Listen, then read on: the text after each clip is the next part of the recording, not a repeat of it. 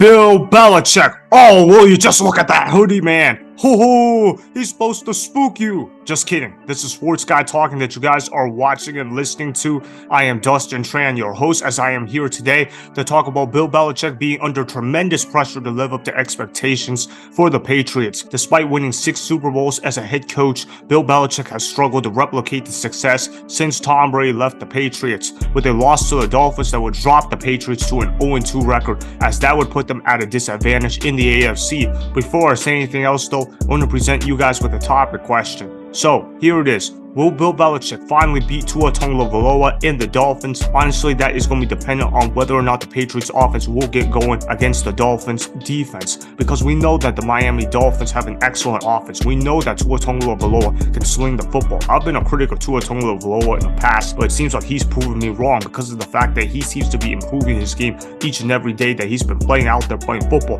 throwing for over 457 yards against, it was the worst defense in football in the Chargers, but you know what? That's still tremendous because of the fact that he was still able to put the ball in play and be able to let guys catch the football and get yards after catch. You're looking at the fact that Tyreek Hill is one of the top receivers in the NFL. Obviously, Justin Jefferson is the standard for great wide receivers in the NFL, but if there was a guy that wasn't named Justin Jefferson that was the standard of wide receivers in the NFL, then it would be Tyreek Hill. There's a reason why people call him the Cheetah, is because he is tremendously fast with the football in his hands. He is one of the top receivers in the game of football. And then they got one of the best wide receiver twos in the game of football in Jalen Waddle. Jalen Waddle would be a wide receiver one on almost any other team, but because of the fact that they got Tyreek Hill, Jalen Waddle is a wide receiver too. Jalen Waddle is a guy that can catch the ball in space and be able to get yak, which is yards after catch. The Miami Dolphins have yak monsters on the football field. Tyreek Hill, he can make guys miss tackles like nobody else. And then of course there's Jalen Waddle. He's really fast when he has the football in his hands.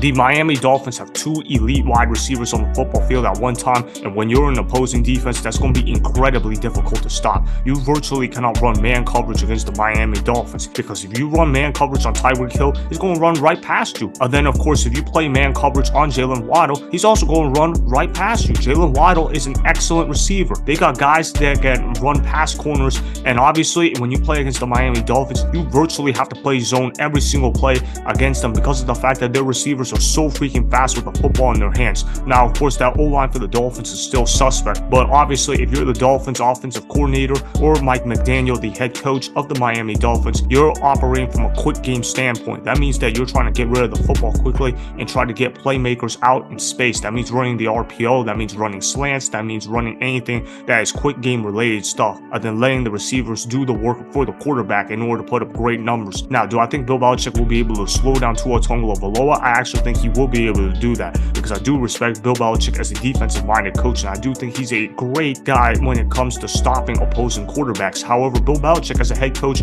in recent seasons has been underwhelming. I mean, he's been terrible as a general manager as well too. You look at his recent drafts, his drafts have been horrible. It looks like a guy that doesn't know what he's been doing. It looks like the game has passed him by. And honestly, as far as what the New England Patriots aren't telling you about Bill Belichick, I'll tell you what they're not telling you about. They're telling everybody, whether they want to or not, that this is going to be essentially the final season of Bill Belichick in New England if he doesn't make the playoffs this year, or at least get a winning record, because obviously their owner Robert Kraft is getting sick of the mediocre product that the Patriots have put out there on the football field in recent seasons. He already said earlier this offseason, man, we haven't won a Super Bowl since 2018. What are we going to do? The world feels like it's freaking ending on us. And he was basically crying and complaining that it's been a long time since the Patriots won a playoff game and how they've become a second-rate NFL team, and you can tell that it was clearly bothering Robert Kraft. Obviously, Robert Kraft is coming off as a little impatient here, but I can understand where he's coming from, because Robert Kraft spent a lot of money in the 2021 offseason to field this team in the first place, and what have the New England Patriots gotten out of this core? They've gotten 1 playoff appearance out of this core in the last 3 years,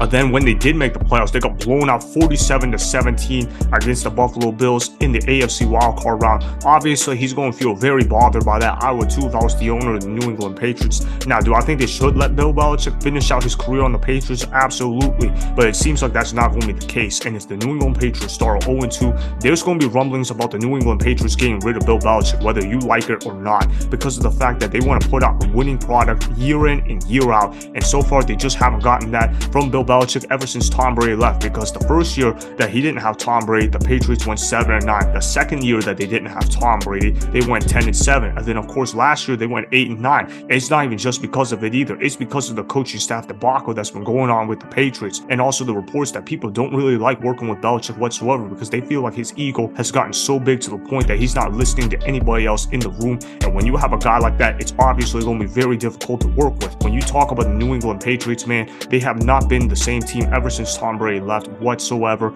And you can make all the excuses in the world what you want about the Patriots the last 3 seasons, but they just quite frankly have not been that good of an NFL team. Now, of course, the first year you can make the excuse that, oh, COVID happened. We had a COVID breakdown and everything like that. So many players opted out of COVID. Our starting quarterback caught COVID, and it was just impossible to overcome those circumstances. But who cares? Everybody had to deal with COVID. Yeah, some teams had it harder than other teams, but you know what? At the end of the day, you are a professional football team. You got to be able to overcome those obstacles one way or another. Well, okay, fine. I'll give him a pass for the COVID year, even though I really shouldn't give him a pass whatsoever, because he had Cam Newton as his quarterback. Yeah, he was a washed-up Cam Newton, but he still rushed for 12 touchdowns that year. He still was producing in the running game. Then, of course, the first year that he had Mac Jones at quarterback, which was the 2021 NFL season, they do make the playoffs, which means, okay, yeah, everything seems to be all right. And then, of course, his defense gets annihilated in the freaking playoffs. Bill Belichick is supposed to be an elite defensive mastermind, but he clearly did not look like one when he was coaching up against Josh Allen and the Buffalo Bills. Josh Allen effectively ran and threw circles around Bill Belichick's defense. 7 drives, 7 touchdowns. Bill Belichick's defense was effectively carved as useless. There were nothing more than obstacles in the way. And then, of course, last year, of course, you can't forget about the debacle that they had at the offensive coordinator position. So Josh McDaniels, he was the former offensive coordinator of the New England Patriots. He used to go be the head coach of the Las Vegas Raiders,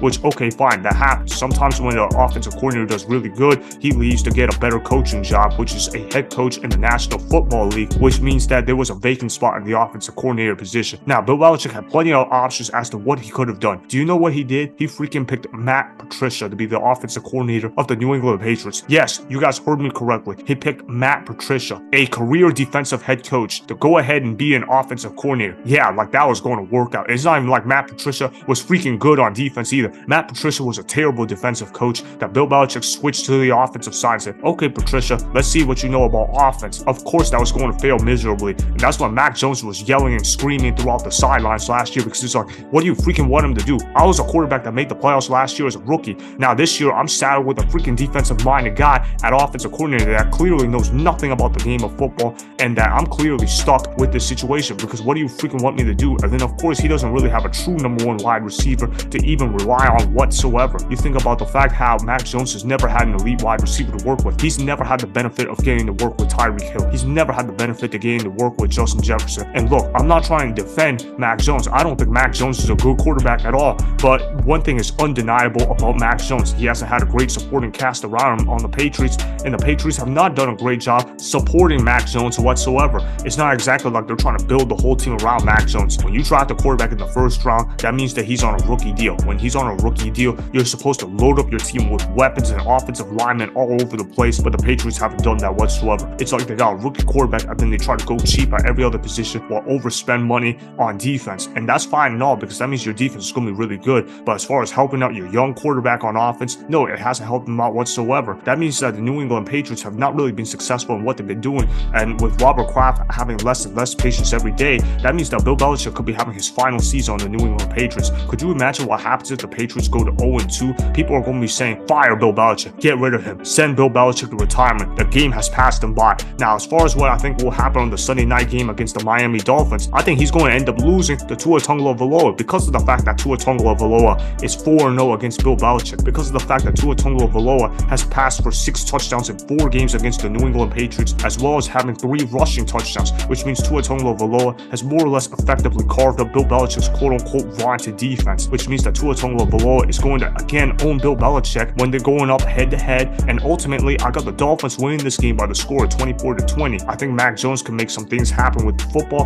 but I think Tua Tagovailoa will play slightly better than Mac Jones. Of course, the Dolphins also have Tyreek Hill and Jalen Waddle. That's going to be the difference in this ball game. So that is why Bill Belichick will remain winless when going up against Tua Tagovailoa, as the Dolphins will beat the Patriots by the score of 24-20. Remember, go ahead and subscribe to Sports Guy Talking, like the video, and please comment down below. If you guys do that, I may shout you guys out in my Instagram story every Monday. That'll be for the @Dustin Tran Instagram account. Make sure to follow me on Instagram @Dustin Tran and @Sports Guy Talking.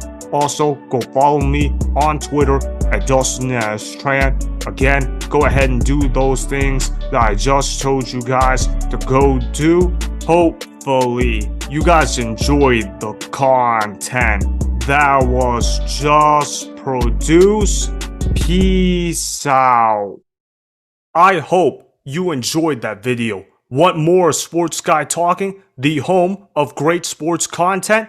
Make sure you click that subscribe button to get the latest from Sports Guy Talking.